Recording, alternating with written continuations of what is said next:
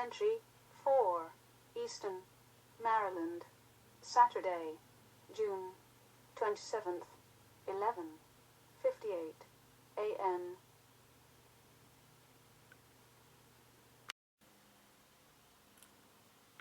They put me in a room that had a table, 2 chairs, and a big picture window with a drawn curtain. An interrogation room, though the sign outside had read Baylor Records Storage. We were somewhere in Easton off of Route 50, more than 70 miles from where they'd picked me up. Buckethead told me to sit. "Can I have a drink of water?" He ignored me and left, locking the door. It was nearly 2 hours before anyone came in. I didn't kick up a fuss. I know this routine. Park someone in an empty room and leave them to stew. No, doubt and a guilty conscience will do a lot when you're alone. And I don't have a guilty conscience and no doubts at all, though. I simply lacked information. So after I did a visual on the room, I went into my own head and waited, reviewing the number of thong bikinis I'd seen. I was pretty sure the count was about 22, and of those, at least 18 had a legal and moral right to wear a thong. It was a good day at the beach. The guy who finally came in was big, very well dressed, maybe 60, but there was no trace of middle-aged soft about him. Not that he looked especially hard, not like a muscle freak or a career DI. No, he just looked capable. You pay attention to guys like him. He took a seat opposite me. He wore a dark blue suit, red tie, white shirt, and tinted glasses that made it hard to read his eyes. Probably on purpose. He had short hair, big hands, and no expression at all.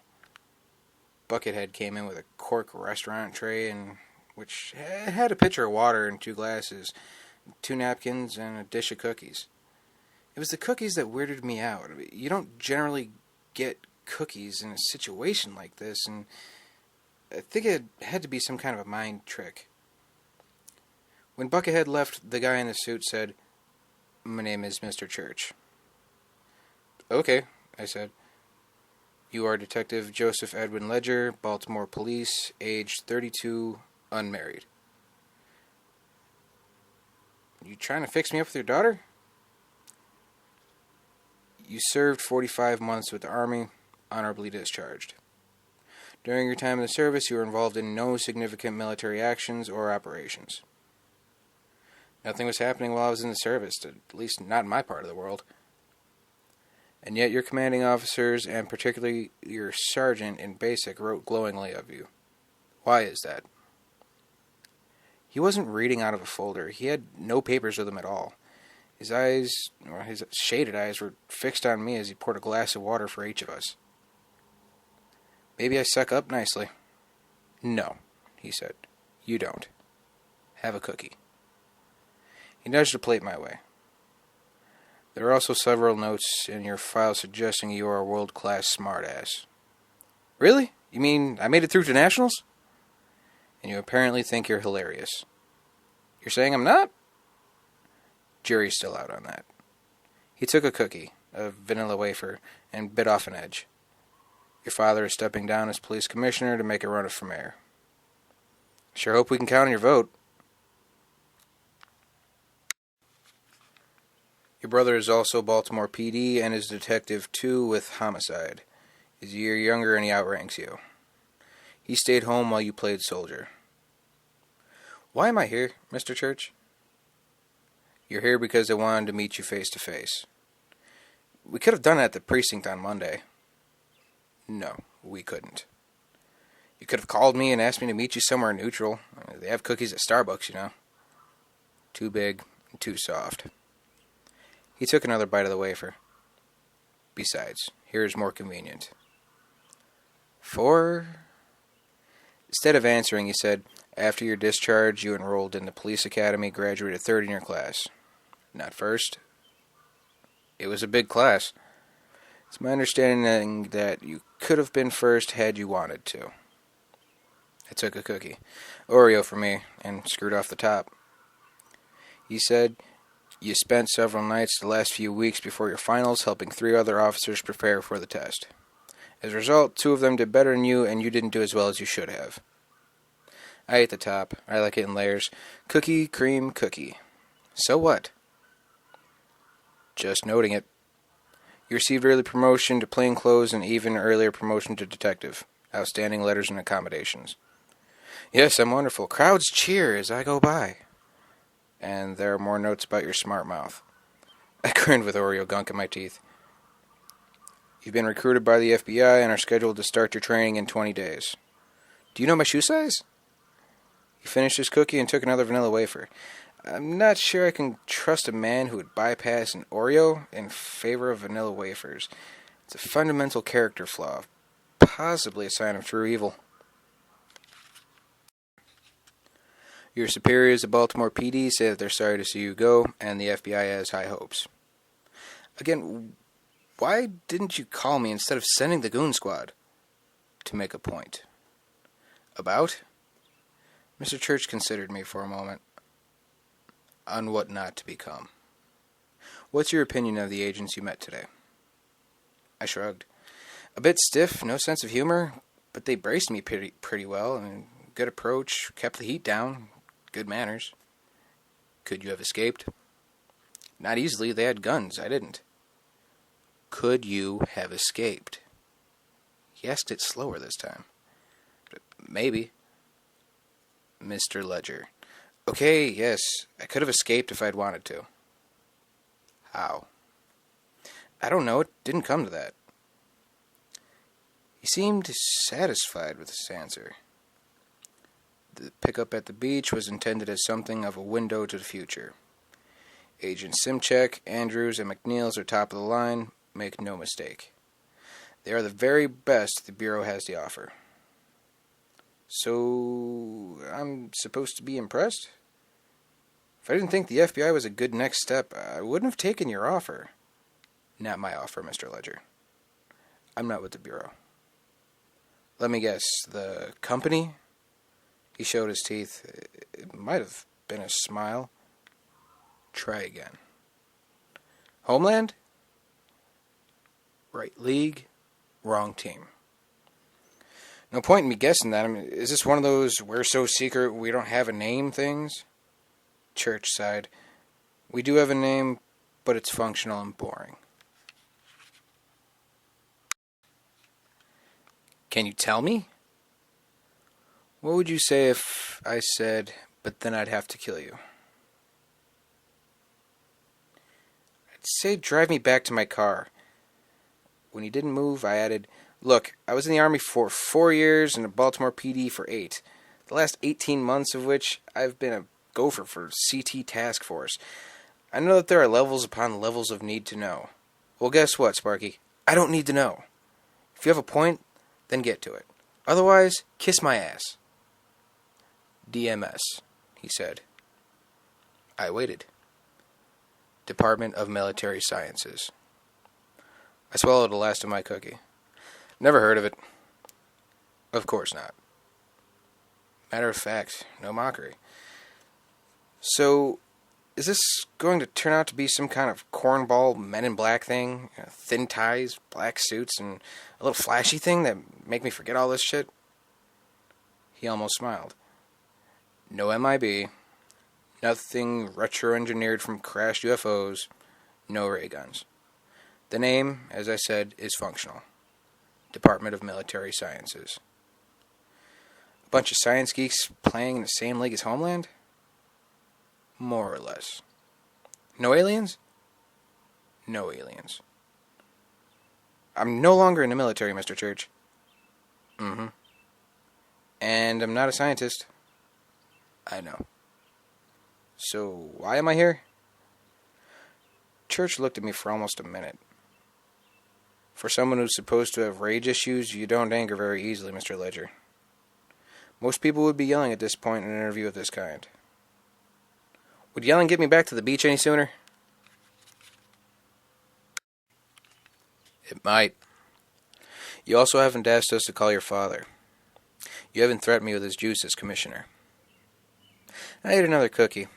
He watched me dismantle it and go through the entire time-honored Oreo ritual. When I was done, he slid my glass of water closer to me. Mr. Ledger, the reason I wanted you to meet the FBI agents today was because I need to know if that's what you want to be. Meaning, when you look inside your own head, when you look at your own future, do you see yourself in a humorless grind of following bank accounts and sorting through computer records in hopes of bagging one bad guy every 4 months? Pays better than the cops. You could open up a karate school and make 3 times the money. Jiu-jitsu. Fuck. He smiled as if somehow he'd scored a point. I realized that he'd tricked me into correcting him out of pride. That sneaky bastard. So tell me honestly, is that the kind of agent you want to be? If this is leading up to some kind of alternative suggestion, stop jerking me off and get to it. Fair enough, Mr. Ledger. He sipped his water. The DMS is considering offering you a job. Hello? Not military. Not a scientist. Doesn't matter. We have plenty of scientists. The military connection is merely for convenience. No, this would be something along the lines of what you do well. Investigation, apprehension, and some field work at the warehouse. You're fed, so are we talking counter-terrorism? He sat back and folded his big hands in his lap. Terrorism is an interesting word. Terror. He tasted the word. Mr. Ledger, we are very much in the business of stopping terror. There are threats against this country greater than anything that has so far made the papers.